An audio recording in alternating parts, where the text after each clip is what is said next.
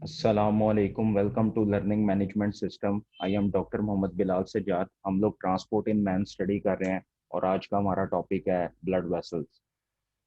Blood vessels ऐसी vessels हैं जो के ब्लड को सर्कुलेट करती हैं और ये सर्कुलेटरी सिस्टम का हिस्सा होती हैं। इसमें आर्टरीज आ जाती हैं, कैपिलरीज आ जाती हैं और वेन्स आ जाती हैं। आर्टरीज को हम लोग स्टडी करते हैं। आर्टरीज वो ब्लड वेसल्स हैं जो कि ब्लड को हार्ट से अवे मूव करती हैं। इनका स्ट्रक्चर देखें तो इनकी वॉल्स जो है वो 3 लेयर से बनी होती है। आउटर लेयर जो है वो कनेक्टिव टिश्यू की होती है और उसमें इलास्टिक फाइबर्स भी होते हैं। मिडल लेयर जो है वो मसल से बनी होती है, स्मूथ मसल से, और वो भी उसमें भी इलास्टिक फाइबर मौजूद होते हैं। और इनर लेयर जो एंडोथेलियम है, जो कि इनर मोस्ट लेयर है, ये ब्लड को फेस करती है। आर्टरीज जो है उनके अंदर एक फिनोमिना होता है वेजो कंस्ट्रिक्शन का। आर्टरीज आगे से स्मॉलर वेसल्स में डिवाइड होती हैं, आर्टीरियोल्स। आर्टीरियोल्स के अंदर भी सर्कुलर स्मूथ मसल्स होते हैं, इस वजह से उनमें भी वेजो कंस्ट्रिक्ट करने की एबिलिटी होती है। वेजो कंस्ट्रिक्शन एक ऐसा फिनोमेना है जिसमें ब्लड वेसल का जो डायमीटर है वो छोटा हो जाता है और वो कंस्ट्रिक्ट कर जाती है, उनके दरमियान ब्लड फ्लो जो है वो कम हो जाता है। इसी तरह उसके ऑपोजिट एक फिनोमेना वेजोडाइलेशन का, जो कि उससे ऑपोजिट फिनोमेना है, जिसमें ब्लड फ्लो इंक्रीज करने किया जाता है ब्लड वेसल से, और जो स्मूथ मसल्स की लेयर है वो रिलैक्स हो जाती है और ब्लड वेसल का जो बोर है उसका डायमीटर इंक्रीज हो जाता है। अब हम कैपिलरीज की बात करते हैं। कैपिलरीज जो है वो वन सेल थिक होती हैं और इनमें भी फ्लेक्सिबिलिटी मौजूद होती है वेजो कंस्ट्रिक्शन की या वेजो डायलेशन की, लेकिन इनके अंदर स्मूथ मसल्स मौजूद नहीं होते। और इनका मेजर काम होता है exchange of nutrients, exchange of gases and waste products. Capillaries जो हैं वो डायलेट करती हैं जब ब्लड फ्लो इंक्रीज करना हो स्पेसिफिक टिश्यू के अंदर, बाय नर्वस स्टिमुलेशन और by a chemical called histamine. Histamine chemical जो कि एलर्जिक रिस्पॉन्स में प्रोड्यूस होता है। जब किसी एरिया में आपने ब्लड फ्लो को इंक्रीज करना हो तो एलर्जिक रिस्पॉन्स के नतीजे में हिस्टामिन रिलीज होता है और ये कैपिलरीज को डायलेट करवा देता है और उसके नतीजे में स्वेलिंग होती है। कैपिलरीज डायलेट होंगी तो, या कोई भी ब्लड वेसल डायलेट होगी तो जो है ब्लड का फ्लो इंक्रीज होगा और वहां से हीट लॉस बढ़ जाएगा, जिस तरह के हॉट वेदर के अंदर ये फिनोमेना यूज किया जाता है। इसी तरह कोल्ड अगर वेदर हो और हीट को कंजर्व करना हो तो वेजो कंस्ट्रिक्शन का फिनोमेना होता है, ताकि ब्लड फ्लो को डिक्रीज किया जाए और हीट लॉस को कम किया जाए। इसी तरह हम लोग वेन्स को स्टडी करते हैं। वेन्स वो ब्लड वेसल्स हैं जो कि ब्लड को वापस हार्ट की तरफ लेके आती हैं।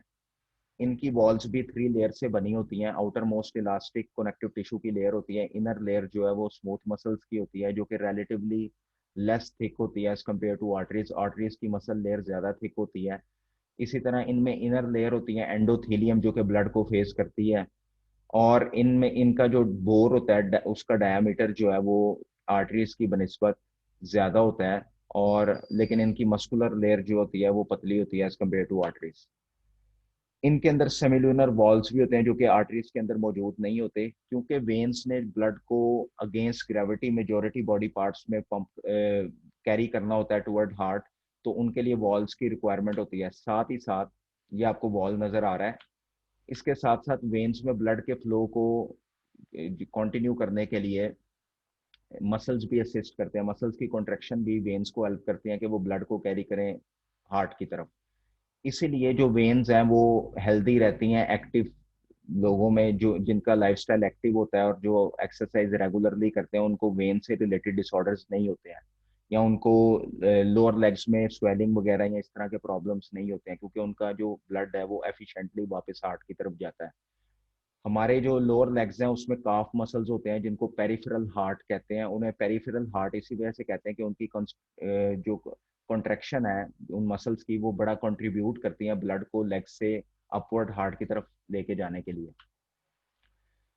जो लार्ज वेन्स हैं वो फाइनली जो है वो वेना कैवा की तरफ ब्लड को लेके जाती हैं, और वेना कैवा में सुपीरियर और इन्फीरियर वेना कैवा जो है वो राइट एट्रियम के अंदर ब्लड को लेके जाती हैं, और ये ब्लड जो है ये डीऑक्सीजनेटेड ब्लड होता है।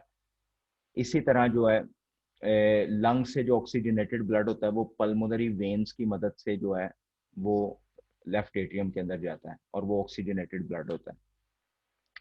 इंटरस्टिशियल फ्लूइड को हम लोग डिस्कस करेंगे। इंटरस्टिशियल फ्लूइड जो है वो सेल्स के दरमियान, टिश्यू फ्लूइड को भी कहते हैं, और ये सेल्स के दरमियान और कैपिलरीज के दरमियान एक मीडियम का काम करता है। इस फ्लूइड के अंदर जो है वो डिजोल्व सब्सटेंसेस होते हैं, न्यूट्रिएंट्स होते हैं, वाटर होता है, मेजरली गैसेस होती हैं, वेस्ट प्रोडक्ट्स होते हैं और स्मॉल प्रोटीन्स होती हैं। इसके अंदर लार्ज प्रोटीन, आरबीसीज और प्लेटलेट्स मौजूद नहीं होते, क्योंकि ये तमाम चीज़ें कैपिलरीज से ही के ब्लड से इस टिश्यू फ्लूइड के अंदर आती हैं, जो पहले हमने डिस्कस की हैं। लार्ज प्रोटीन्स, आरबीसीज और प्लेटलेट्स इन कैपिलरीज के पोर से पास नहीं हो पाते, इसलिए वो टिश्यू फ्लूइड के अंदर मौजूद, इंटरस्टिशियल फ्लूइड के अंदर मौजूद नहीं होते। हाँ, वाइट ब्लड सेल्स मौजूद होते हैं इंटरस्टिशियल फ्लूइड में, क्योंकि वाइट ब्लड सेल बेशक बड़े होते हैं लेकिन वो स्क्वीज करके कैपिलरीज के पोर से पास आउट होकर टिश्यू फ्लूइड में आ जाते हैं। और टिश्यू फ्लूइड जो है वो एक मीडियम का रोल प्ले करता है। सेल से जो वेस्ट प्रोडक्ट होते हैं वो या गैसेज होती हैं वो टिश्यू फ्लूइड में आती हैं और फिर वापस ब्लड का हिस्सा बन जाती हैं कैपिलरीज के अंदर। इसी तरह कैपिलरीज से जो न्यूट्रिएंट्स और जो ऑक्सीजन वगैरह आती है वो टिश्यू फ्लूइड में जाती है और फिर सेल्स के अंदर जाती है। तो ये एक मीडियम का काम करता है। यहाँ पे हमारा टॉपिक जो है वो फिनिश होता है। अगर आपको कोई क्वेश्चन हो तो आप कमेंट सेक्शन में पूछ सकते हैं, और अल्लाह ताला आपके इल्म में इजाफा